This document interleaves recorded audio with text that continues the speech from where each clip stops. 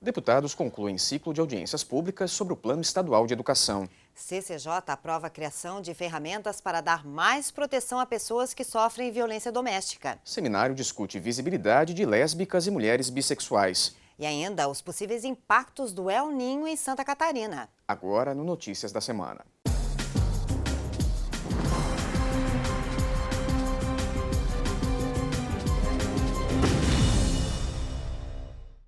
Deputados promoveram esta semana as últimas audiências públicas para ouvir a população sobre a proposta do novo Plano Estadual de Educação que tramita na Assembleia. O ciclo de debates terminou em Florianópolis. Organizadas pela Comissão de Educação, Cultura e Desporto do Parlamento, as audiências públicas para debater o Plano Estadual de Educação percorreram 8 regiões. Os encontros foram realizados em Caçador, Canoinhas, Lages, Chapecó, Blumenau, Joinville, Criciúma e Florianópolis. O Plano Estadual de Educação está tramitando na Assembleia Legislativa desde junho. São 19 metas para melhorar a qualidade educacional de Santa Catarina até 2024. A expectativa do presidente da Comissão de Educação, deputado Valdir Cobalcini, do PMDB, é de que o projeto seja votado no próximo mês. É a primeira vez em que se discute um plano de 10 anos, que não é um plano de governo, é um plano de Estado que ultrapassa o mandato, aliás, alcança 3 mandatos de um governo e a Assembleia Legislativa tem cumprido o seu papel.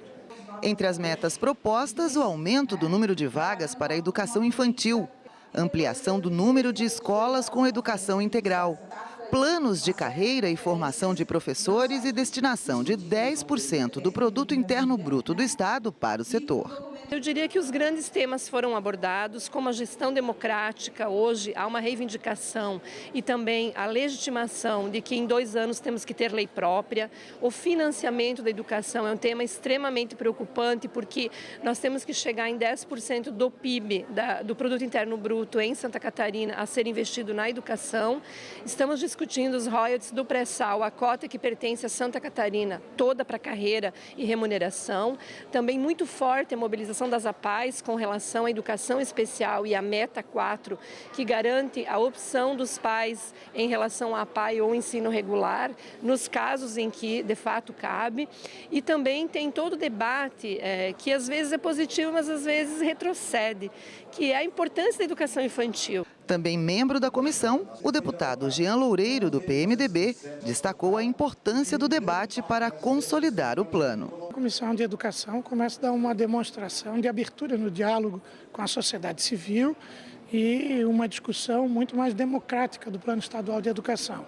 A possibilidade da realização das audiências públicas de maneira regionalizada permitiu que todos os professores, aqueles que têm interesse em discutir o plano, pudessem debater na sua própria região.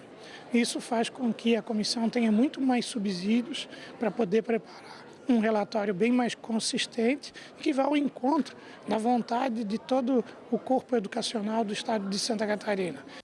Debates também no âmbito da Comissão de Constituição e Justiça, onde os deputados discutiram vários projetos de lei. Entre eles, destaque para o que pretende dar mais proteção às pessoas que sofrem algum tipo de violência dentro de casa. O PL número 540.2 de 2013 institui o uso do dispositivo de segurança preventiva, também conhecido como botão do pânico, para pessoas que sofrem violência doméstica e familiar no estado de Santa Catarina. De autoria do deputado do PSD Darcy de Matos, a ideia é que o dispositivo seja acionado pela vítima caso o agressor não mantenha a distância mínima estabelecida pela Justiça.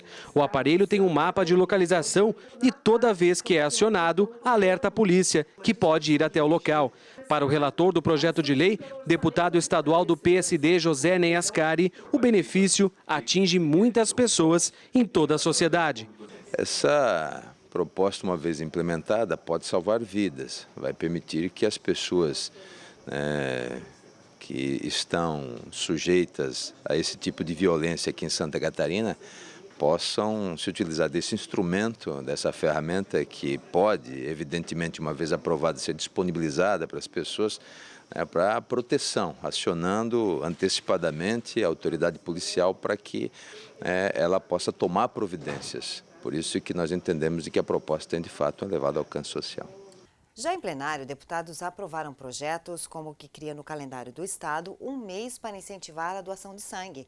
A campanha tem até nome, como conta a repórter Deluana Bus.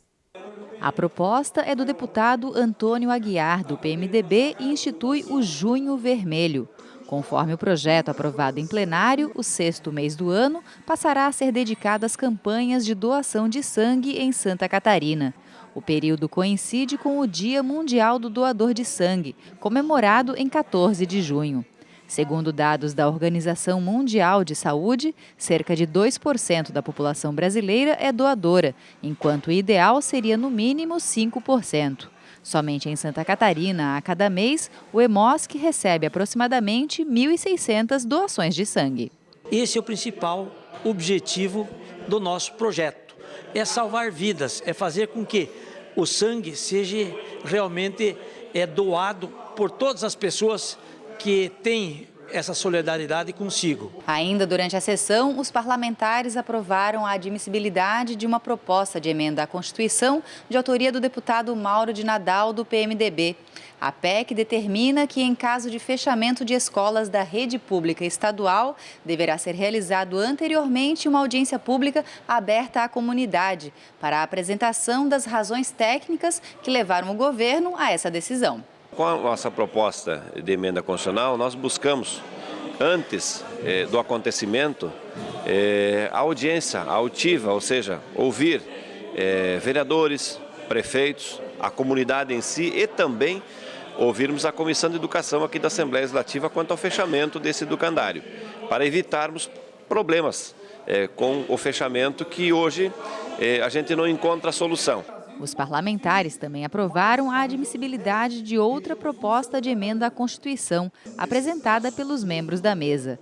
A PEC inclui o Instituto Escola do Teatro Bolshoi no Brasil, entre as entidades culturais que recebem apoio técnico, administrativo e financeiro por parte do Estado. Única escola do Bolshoi fora da Rússia, ela foi inaugurada em Joinville no ano 2000, com o objetivo de promover a inclusão social de crianças e jovens. A escola Bolshoi no Brasil conta atualmente com 305 alunos, matriculados em cursos técnicos básicos e de formação continuada. Todos recebem 100% de bolsa de estudos. Ao concluir o curso, saem preparados para atuar em companhias de dança no Brasil e no exterior.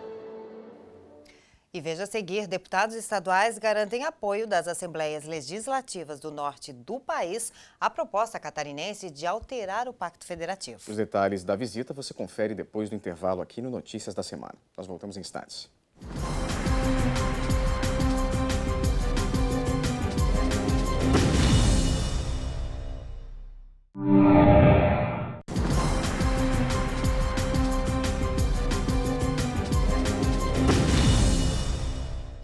Deputados do Fórum Parlamentar que propõem alterações ao Pacto Federativo fizeram um balanço da viagem feita pelo colegiado na última semana. Eles visitaram 3 assembleias do norte do país e garantiram apoio à proposta catarinense. A equipe do deputado Kennedy Nunes, do PSD, produziu um vídeo sobre a visita ao norte do país. Ele e o deputado Fernando Coruja, do PMDB, estiveram no Amazonas, Roraima e Rondônia e ocuparam a tribuna em momentos distintos para fazer um relato sobre a viagem. Os 2 parlamentares integram o Fórum Parlamentar do Pacto Federativo e iniciaram uma espécie de peregrinação pelo país para convencer pelo menos 13 assembleias legislativas a abraçarem a mesma causa. Eles querem apresentar emendas à Constituição Federal para alterar o Pacto Federativo. Para isso, precisam da adesão de mais da metade das assembleias legislativas do país. Ao todo, são 4 propostas já aprovadas em plenário na forma de projetos de resolução. É a partilha de recursos, de forma que o FPE, Fundo de Participação dos Estados, e o FPM, Fundo de Participação dos Municípios, aumentem em 10% num período de 10 anos, e inclua outros tributos no bolo que forma esses impostos. É a ideia de ampliar os gastos em saúde da União, a ideia de que o povo possa apresentar emenda constitucional, e a 4ª proposta é tirar aquilo que hoje só a União pode fazer leis, legislar, e passar para a chamada legislação concorrente, de forma que as assembleias possam legislar sobre isso. O deputado Kennedy Nunes está animado com o resultado obtido até agora. Eu acho que o Estado de Santa Catarina está sendo vanguarda nisso, como foi na questão do Código Ambiental e, inclusive, uma dessas viagens, dessas assembleias visitadas, foi citado isso, que Santa Catarina sempre está à frente e foram citados o nosso código que nós aprovamos aqui, que o governo federal teve que se mexer. Então, eu estou muito contente, estamos tendo aí a possibilidade, no final do mês de setembro, a gente finalizar as 14 assinaturas para apresentarmos ao Congresso Nacional já em início de outubro. Outro assunto que gerou debates foi a utilização das malhas das redes de pesca no litoral catarinense.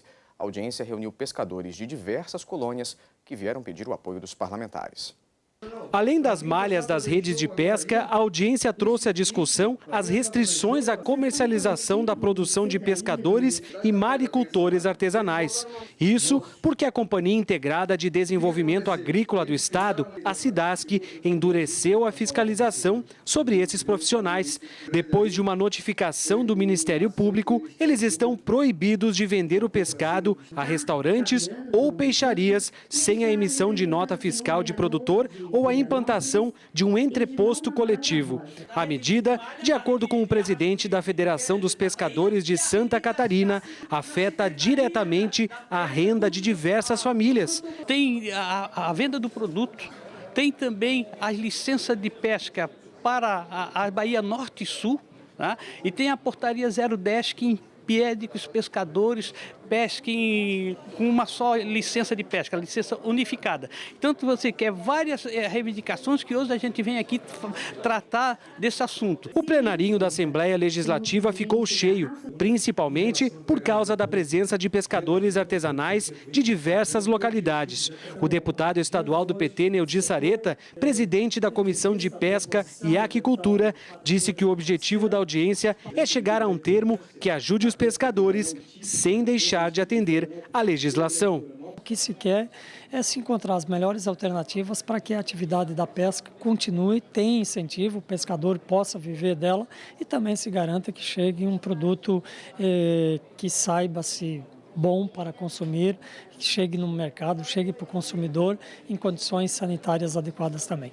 Para o deputado do PT, Padre Pedro Baldiceira, que solicitou a realização da audiência, é preciso respeitar a tradição da pesca artesanal que existe no Estado. Nós queremos possivelmente tirar desta nossa audiência uma comissão, onde essa comissão senta com as partes interessadas, no sentido assim da gente poder construir de uma forma coletiva as soluções, né, aos problemas e impasses que são colocados. O dia 29 de agosto marca nacionalmente a luta das mulheres lésbicas e bissexuais pelo combate à dupla discriminação, a de gênero e pela orientação sexual. Para discutir esses e outros desafios, a Escola do Legislativo realizou um seminário com o tema Memória e Visibilidade de Mulheres Lésbicas e Bissexuais. O evento aconteceu no Palácio Cruz e Souza, no centro da capital. Na plateia, mulheres de todas as idades que juntas lutam por direitos básicos, mas que muitas vezes lhes são negados por causa da orientação sexual.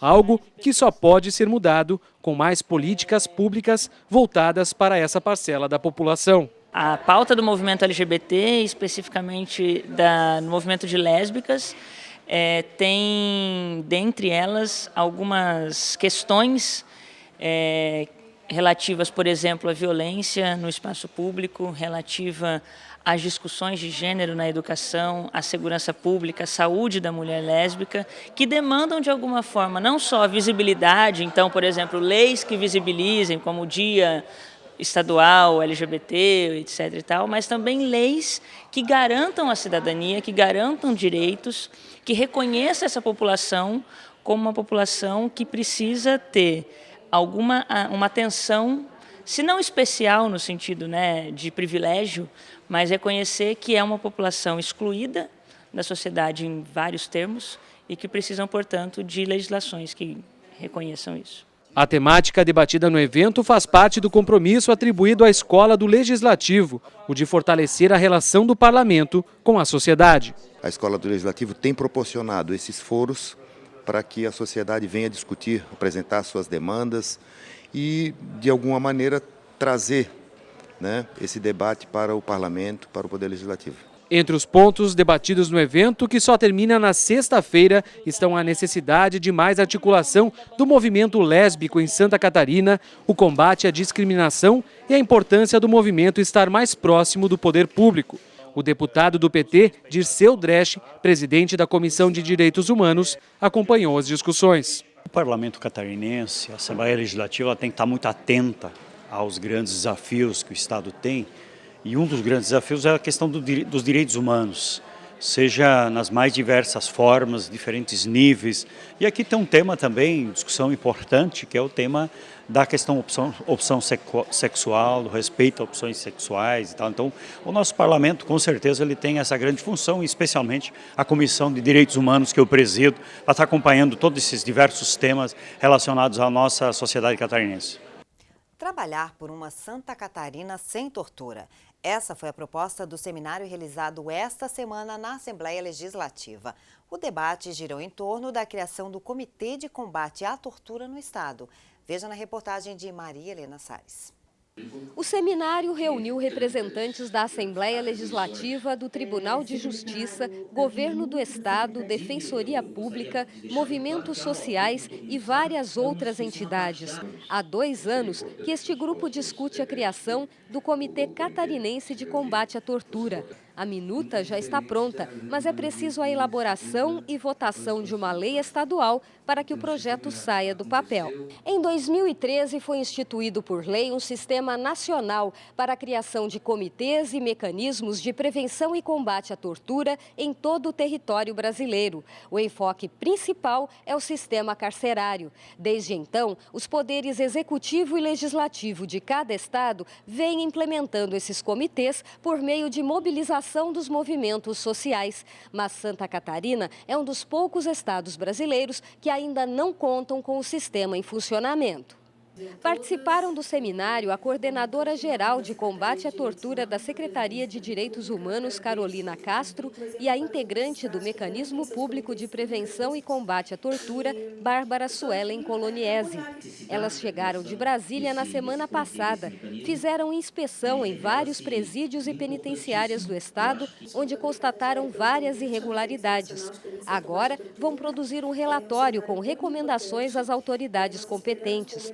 As duas atuam na esfera federal e, durante o debate, explicaram a importância da criação dos comitês e dos mecanismos públicos estaduais. Os mecanismos eles são criados a partir do protocolo facultativo à Convenção das Nações Unidas contra a tortura, entendendo que as pessoas privadas de liberdade, não só os presos no presídio, mas também os idosos, instituições de longa permanência para idosos, crianças e adolescentes em abrigos, eles estão mais sujeitos à tortura.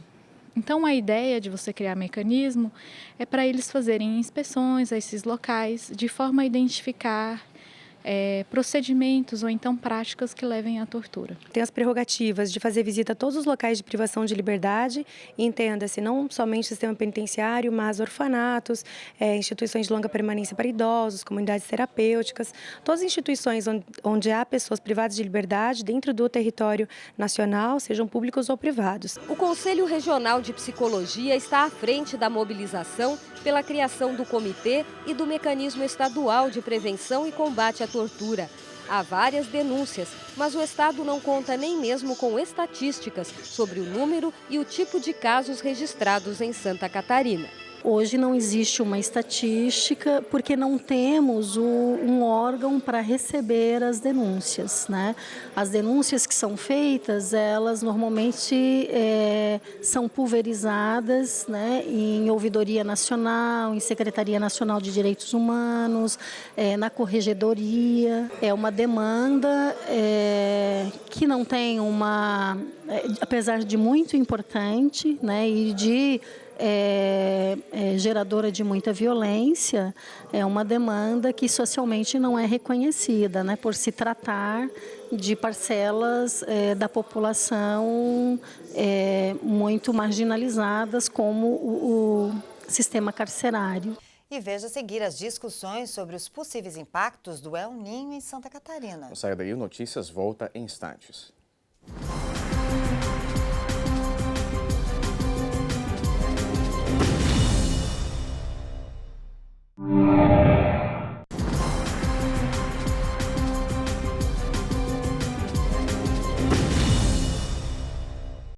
A semana na Assembleia foi marcada pelas discussões do workshop que trouxe para o centro das discussões os possíveis efeitos do El Niño no segundo semestre deste ano aqui no estado. O evento reuniu especialistas e autoridades para discutir formas de prevenção aos impactos causados pelo fenômeno em Santa Catarina.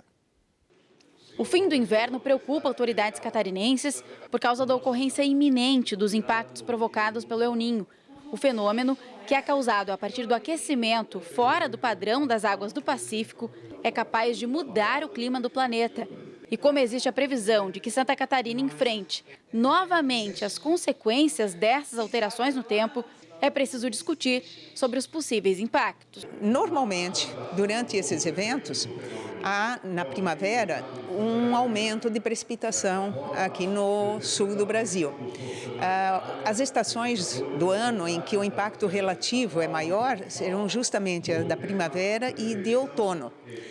É isso que se verifica em estudos anteriores. E o que se verifica em estudos anteriores também é que a probabilidade de ocorrência de eventos extremos de precipitação, né, que podem ocasionar enchentes, por exemplo, ela se torna bem maior durante os eventos El Niño. Técnicos de defesa civis municipais, pesquisadores e professores participaram do evento, realizado em parceria pelo Fórum Climático Catarinense, Universidade Federal de Santa Catarina e Comissão de Proteção Civil da Assembleia Legislativa. A ideia desses debates aqui com os maiores especialistas do Brasil e no mundo é justamente para buscar essas informações, dividir essas informações com todas as cidades, para que todo mundo possa estar preparado, e eu acho que a prevenção ainda é um mecanismo mais barato e mais eficiente para salvar vidas. O workshop El Niño 2015 termina nesta quinta-feira. Ao final do evento, a intenção é produzir um relatório com recomendações para a melhoria do sistema de proteção civil. A ideia é que tudo e todos estejam preparados para este fenômeno climático. Nada mais importante do que reunirmos nessa casa técnicos, professores, físicos, meteorologistas e a Defesa Civil de todo o Estado para debatermos o que vamos fazer, prevenir, orientar, alertar as pessoas do que pode acontecer. Eu acho que a prevenção sabemos que ele vem, de que forma ele vem e o que vai acontecer não sabemos, mas as pessoas precisam estar informadas, então o debate é para isso. Uma sessão especial realizada esta semana homenageou a Associação Evangélica Beneficente de Assistência Social. A entidade, localizada em Florianópolis, está completando 60 anos de fundação. São muitos os motivos para comemorar mais um ano de existência. A Associação Evangélica Beneficente de Assistência Social fez 60 anos, celebrando diferentes conquistas. Desde a fundação, a entidade atua em diversos projetos sociais, oferecendo atividades no contraturno escolar a crianças e adolescentes. O comprometimento do trabalho é com o bem à sociedade. Ao longo desses 60 anos, a gente não tem como mensurar tudo que a EBAS representou na vida de tantas pessoas, né? Que foram, em algum momento, atendeu o laboratório, entendeu? Então atendeu na área da saúde, em algum momento atendeu crianças na faixa etária de 0 a 6 anos, então também fortaleceu muito com essas crianças e hoje atende na faixa etária de 6 a 15 anos, né? Então, muitas vidas são transformadas através do trabalho da EBAS e isso para nós é muito gratificante, com certeza. São muitos os que participam desse trabalho. Um deles é o médico geriatra Vanir Cardoso, voluntário na entidade. Ele representou os homenageados na sessão. Nós temos que ter iniciativas como essa da EBAS, que eu considero uma jovem senhora de 60 anos, que ainda tem muito para fazer na área da educação e da saúde. Eu acho que o terceiro setor pode vir ajudar bastante. A homenagem foi proposta por Ismael dos Santos, do PSD, que conhece muito bem a entidade e valoriza o objetivo da Associação Evangélica: fazer o bem à sociedade para a conquista de um mundo melhor. E é disso que nós precisamos neste mundo, de pessoas que possam espalhar sementes de fé, sementes de esperança, sementes que possam, de fato, produzir mudança na nossa nação. E a gente fica muito feliz porque é um trabalho de voluntariado, né, de pessoas que de forma espontânea estendem a mão para aqueles que estão na periferia, à margem da sociedade. Falando em homenagens, o Parlamento catarinense presta na segunda-feira um reconhecimento póstumo ao senador Luiz Henrique da Silveira, que morreu em maio deste ano. A sessão solene, que será realizada em Joinville, no norte do estado, é uma homenagem da mesa da Assembleia a um dos maiores homens públicos do estado. Luiz Henrique da Silveira nasceu em 1940 na cidade de Blumenau. Formou-se em Direito em Florianópolis, na Universidade Federal de Santa Catarina, onde também atuou em movimentos estudantis. Depois de graduado, trabalhou como advogado e professor no norte do estado, em Joinville. Foi lá que entrou de vez para a política e fez uma carreira de conquistas. Luiz Henrique foi ministro da Ciência e Tecnologia no governo de José Sarney. Ocupou o cargo de presidente nacional do PMDB. Foi 3 vezes prefeito de Joinville. Também foi eleito deputado estadual e, por 5 mandatos, atuou como deputado federal. Luiz Henrique foi ainda o primeiro governador reeleito da história de Santa Catarina. O último cargo eletivo ocupado por ele foi o de senador da República. Um homem político que lutou pela redemocratização do Brasil, que era apaixonado por cultura e que nunca esqueceu suas origens. Sou filho de uma costureira, de um jornalista de província, né? De família pobre, né? E sei, portanto, de onde venho. E sei para onde vou, porque em toda a minha luta está caracterizada a minha convicção ideológica e programática. A sessão solene em homenagem póstuma a Luiz Henrique da Silveira acontece no dia 24 de agosto, a partir das 5 horas da tarde, no Teatro Juarez Machado, em Joinville. E a edição de hoje termina com um passeio pelo espaço didático cultural aqui da Assembleia, que abriu as portas para a exposição homenagem à arte rupestre catarinense. As obras entalhadas em madeira foram produzidas pelo artista Miguel Júnior. Um vislumbre de tempos antigos que permaneceram entre nós. Esculpidas em rochas ou desenhadas com pigmentos nas paredes de cavernas, as manifestações artísticas pré-históricas estão espalhadas pelo mundo. Trazem representações de animais, plantas e pessoas, ou sinais gráficos abstratos. São conhecidas como arte rupestre.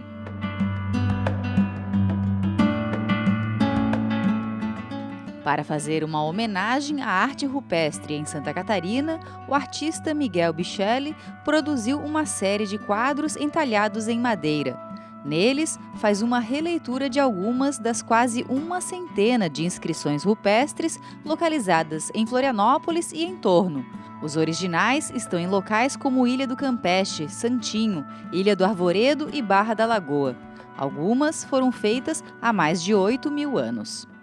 É importante que a gente não se esqueça, né, assim, do nosso passado e que eu acredito que as pessoas olhando, elas vão dar mais valor, talvez elas vão se interessar mais, vão procurar saber aonde elas estão, como chegar lá, né, que não são todas que têm fácil acesso. Aos 62 anos de idade, Miguel já morou no Chile e no Peru. Atualmente tem um ateliê no Porto da Lagoa, em Florianópolis, onde mora. Já fez arte com metais e agora se dedica ao entalhe em madeira. Um trabalho minucioso que envolve diferentes etapas e escolhas. As ferramentas são ferramentas que são chamadas goivas. Então você usa cavando a madeira, tirando o excesso, as partes que você não quer. Então, e daí vai surgindo o desenho. E aí você vê que profundidade em curso você vai descobrindo sua peça.